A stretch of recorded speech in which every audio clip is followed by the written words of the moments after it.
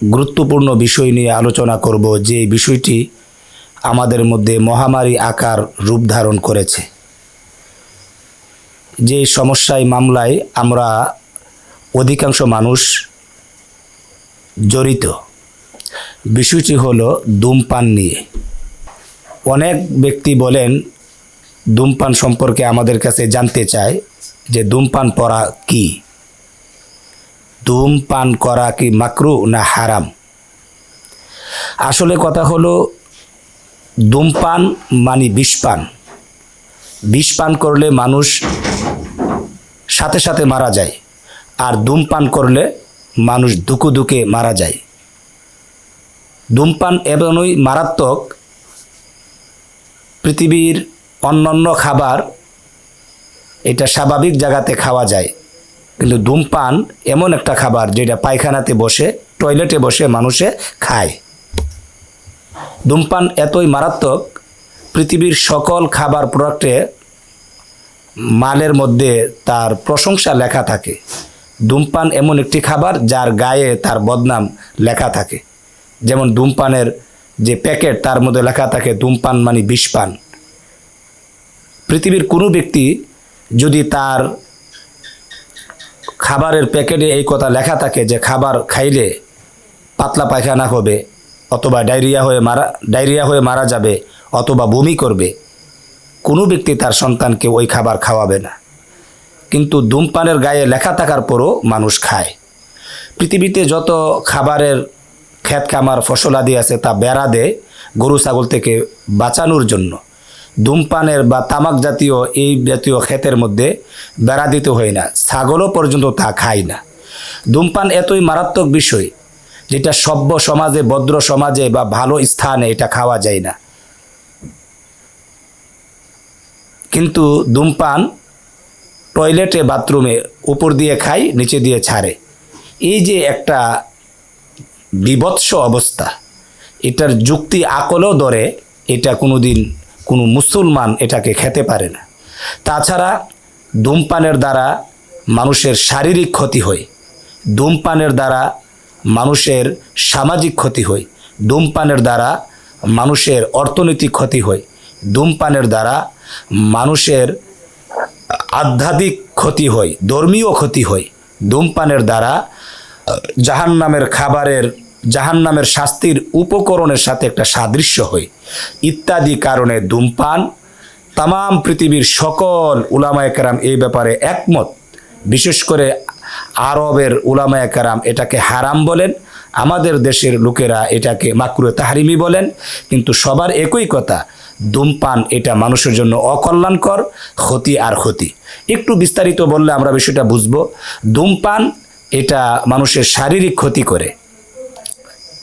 যেমন ধূমপান করলে, এটা এমন একটা খাবার, পৃথিবীর সমস্ত ডাক্তারগণ এই ব্যাপারে একমত যে ধূমপান করলে তার ফুসফুস নষ্ট হয়ে যায়, কিডনি নষ্ট হয়ে যায়, তার ঠোঁট বা চেহারা শরীর নষ্ট হয়ে যায়, তার হজম শক্তি নষ্ট হয়ে যায়, এবং তার বিভিন্ন রোগ দেখা দেয়, রোগ সংক্রামক হয়, এবং ধূমপান করলে যক্কা রোগ ইত্যাদি রোগ হয়।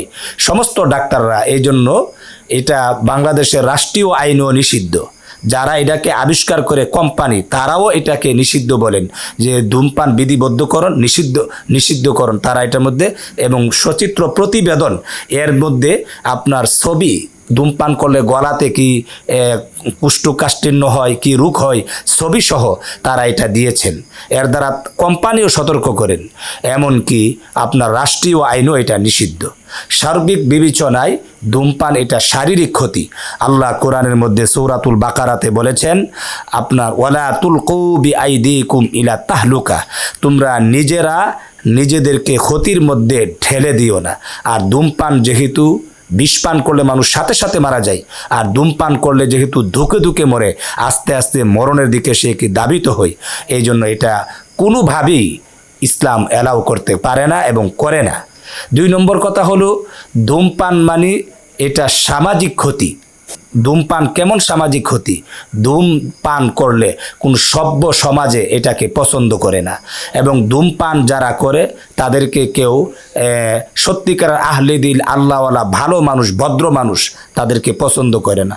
ধূমপানের যে একটা ধোঁয়া, এটা নিজের যেমন ক্ষতিকারক, অপর মানুষের জন্য এটা ক্ষতিকারক। একটা শিশু বাচ্চার জন্য কষ্টের কারণ, এমনকি আপনার আপন স্ত্রীর কাছে এটা একটা কষ্টের কারণ। অত্যন্ত ভয়ঙ্কর একটা ধূমপানের যে একটা কষ্ট, এটা সবাই বরদাস্ত করতে পারে না। অথচ হাদিস শরীফের মধ্যে বলা হয়েছে, মান কানা ইউমিনু বিল্লাহ ওয়াল ইয়াউমিল আখির, যে ব্যক্তি আল্লাহকে বিশ্বাস করে, আখেরাতকে বিশ্বাস করে, ফালা ইউজি জারাহু, তার জন্য উচিত তার পড়োশীকে, তার সাথে যারা পড়োশী অবস্থান করে, সামাজিকভাবে তার সাথে যারা চলাফেরা করে, তাদেরকে যেন কষ্ট না দেয়। হাদিস শরীফে নিষেধ করেছেন, যেহেতু ধূমপানের দ্বারা অন্যদের কষ্টের কারণ হয়, দুর্গন্ধের ছড়াছড়ি হয়, এবং বিশেষ করে আপন স্ত্রীর কষ্ট হয়। এই জন্য এই হাদিসের আলোকে ধূমপান এটা সমাজ ব্যবস্থাকে নষ্ট করে দেয় এবং আবহাওয়া পরিবেশকে দূষণ করে দেয়। এই জন্য এটা সামাজিক ক্ষতির আওতায়, এই জন্য এটা ইসলাম অ্যালাউ করে না। ধূমপান করা এটা অর্থনৈতিক ক্ষতি। কেমন অর্থনৈতিক ক্ষতি? ধূমপান আপনি 5 টাকা, 10 টাকা, 20 টাকা, 40 টাকা, কোনো 100 টাকা, অনেক দামি ব্র্যান্ডের এই যে আপনি ধূমপান করেন, এটার দ্বারা আপনার টাকার ক্ষতি। এটা এমন একটা খাবার, না শারীরিক কোনো উপকার হয়, না পারলৌকিক কোনো সওয়াব হয়, শুধু বিপরীতে তার উল্টারকি আপনার ক্ষতি সাধন হয়। তাহলে এটার খাওয়ার দ্বারা যে সম্পদরা আমার ব্যয় হচ্ছে, এটা আমার সম্পদ অপচয়, অর্থনৈতিকভাবে ক্ষতি হচ্ছে। অথচ আল্লাহর কোরআনের মধ্যে বলা হয়েছে, ওয়ালা তুসরিফু, তোমরা অপচয় করিও না, ইন্নাহু লা ইউহিব্বুল মুসরিফিন, নিশ্চয়ই আল্লাহ অপচয়কারীকে ভালোবাসেন না। অপর আয়াতে আল্লাহ বলেছেন, ইন্নাল মুবাজ্জিরিনা কানু ইখওয়ানাশ শায়াতিন, নিশ্চয়ই অপচয়কারীকে আল্লাহ পাক, অপচয়কারীরা শয়তানের ভাই, বন্ধু হিসাবে আখ্যায়িত করা হয়েছে। এই আয়াতগুলোর আলোকও বোঝা যায়, যেহেতু হাদিস শরীফে বলা হয়েছে 5টি প্রশ্নের জবাবের মধ্যে একটি গুরুত্বপূর্ণ প্রশ্ন, সেটা হলো ওয়াফি মা আনফাকা ওয়া আন মালিহি ফি মা আনফাকা, তুমি যে সম্পদ ব্যয় করেছ, কোন কাজে ব্যয় করেছ, আজকে তুমি হিসাব দিয়ে যাও। আপনি যদি বলেন আমি বিড়ি, সিগারেট, হুক্কা, তামাক খেয়ে ব্যয় করেছি, এটা কি জবাব হলো? এই জন্য কি সম্পদ আল্লাহ আপনাকে দিয়েছেন? অসম্ভব। প্রত্যেকটা সম্পদের জন্য আল্লাহর কাছে হিসাব দিতে হবে। এই জন্য যেহেতু এটা অর্থনৈতিকভাবেও কি অপচয়ের কাতারে চলে যায়, এই আয়াতের আলোকেও এটা না জায়েজ হওয়া কি সাব্যস্ত করে। শুধু তাই না, ধূমপান করা এটা আপনার আধ্যাত্মিক ক্ষতি, আল্লাহর সাথে ধর্মীয় দৃষ্টিকোণে এটা ক্ষতি। কেমনভাবে? যেমন মনে করেন আপনার হাদিস শরীফে বলা হয়েছে, মান আকালা সাউমা আও বাসালা ফালিয়া আতাজিল মাসজিদানা, যেই ব্যক্তি রসুন খায়, পেঁয়াজ খায়, সে যেন আমার মসজিদে না আসে। রসুন পেঁয়াজ খাইলে যেহেতু চেহারার মধ্যে, মুখের মধ্যে একটু দুর্গন্ধ আসে, এই জন্য এইটা মসজিদও যেতে নিষেধ করেছেন। হাদিস শরীফে বলা হয়েছে, ফেরেশতারা ওই বিষয় দ্বারা কি তারা কি করেন, কষ্ট অনুভব করেন, ইয়াতা আজ্জা মিনহু বানু আদম, যেই জিনিস দ্বারা আপনার বনি আদমে কষ্ট পায়। যেহেতু ধূমপান, রসুন, পেঁয়াজ ইত্যাদির কারণে অন্যের কষ্ট হয়, ফেরেশতাদেরও কষ্ট হয়। যেই বিষয়টা খাইলে, পান করলে, যার সাথে সংস্রবে থাকলে আপনার মসজিদে যাওয়া পর্যন্ত নিষিদ্ধ, যেই জিনিসটার সাথে সংযুক্ত হওয়ার কারণে নূরের তৈরি ফেরেশতারা আসা কি নিষিদ্ধ, তাদের কষ্টের কারণ হয়, এই জিনিসটা তো কোনোদিন আমাদের জন্য কল্যাণ বয়ে আনতে পারে না। এই জন্য এই দৃষ্টিকোণেও এটা কি নাজেজ হওয়াকে তাকাজা দাবি করে। শুধু তাই না, বললে অনেক কিছু। শুধু তাই না, এই ধূমপান করার দ্বারা জাহান্নামের শাস্তির সাথে তার একটা সাদৃশ্যতা রয়েছে। যেমন জাহান্নামীদের খাবারের ব্যাপারে বলা হয়েছে যে লাইসা লাহুম তাআমুন ইল্লা মিন দরি, এদের খাবার হলো কি দরি নামক খাবার শুধুমাত্র দিবে, দরি নামক খাবার দিবে। খাবারটা কি? লা ইউসমিনু ওয়ালা ইউগনি মিন জু, যে খাবারটার দ্বারা স্বাস্থ্যের কোনো উপকার হয় না, তাদের পেটের খিদাও নিবারণ হয় না। এদিক দিয়ে জাহান্নামীদের এই দরি নামক খাবারের সাথে এই ধূমপানটার, এই ধূমপায়ী মানুষের একটা সাদৃশ্যতা আছে। জাহান্নামের তাদেরকে যে খাবার দেয়, এই খাবার খাওয়ার দ্বারা যেমন তাদের স্বাস্থ্যের কোনো উপকার হয় না, ধূমপান করলেও স্বাস্থ্যের কোনো উপকার হয় না, এই দিক দিয়ে সামঞ্জস্য আছে। জাহান্নামীদের যে খাবার দেওয়া হয় দড়ি, এই খাবার খাওয়ার দ্বারা তাদের কোনো আপনার কি পেটের খিদা নিবারণ হয় না, ধূমপান করলেও কি পেটের খিদা নিবারণ হয় না, এদিক দিয়ে সাদৃশ্যতা আছে। শুধু তাই না, জাহান্নামীদেরকে যে শাস্তির যে উপকরণ তার সাথেও তো সাদৃশ্য। জাহান্নামীদের শাস্তির উপকরণ হলো জাহান্নামীদেরকে আগুন দিয়ে পোড়াবে, ধূমপানের মধ্যে আগুন আছে এই জন্য তার সাথে সংশ্লিষ্টতা আছে।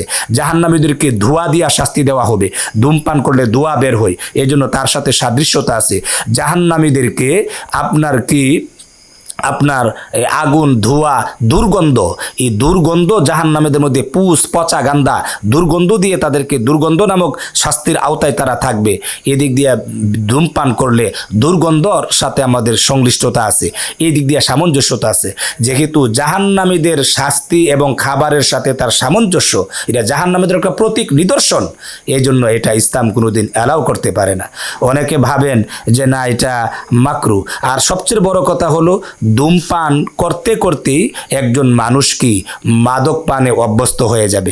যে জিনিসটা, এটা তো এমন একটা বিষয় দাঈ ইলাল হারাম, অর্থাৎ এমন একটা বিষয় ধূমপান করতে করতে মদ, গাঁজা, ইয়াবা, ফেন্সিডিল, হেরোইন ইত্যাদি আস্তে আস্তে ধাপে ধাপে যাবে।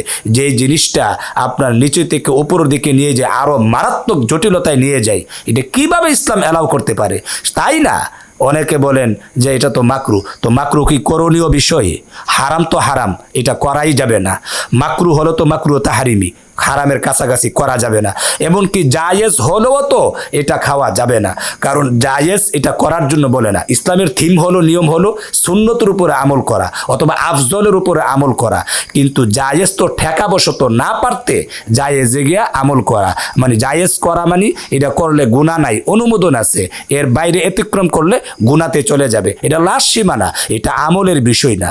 অতএব কোনো অবস্থাতেই তাম পৃথিবীর সকল ইসলামিক স্কলারগণ এই ব্যাপারে ঐক্যমত যে ধূমপান এটা হারাম। অতএব সংশ্লিষ্ট আমার দর্শক ভাইয়েরা যারা আমাকে নিয়মিত দেখেন, শুনেন, আমার কথা মানার চেষ্টা করেন, আপনাদের কাছে আকুল আবেদন, এই ধূমপান থেকে আমরা বেঁচে থাকার চেষ্টা করি। এটা কোনো মুসলমানদের খাবার হতে পারে না। আল্লাহ পাক আমাদেরকে তৌফিক দান করুক, আমিন। আসসালামু আলাইকুম ওয়া রাহমাতুল্লাহ।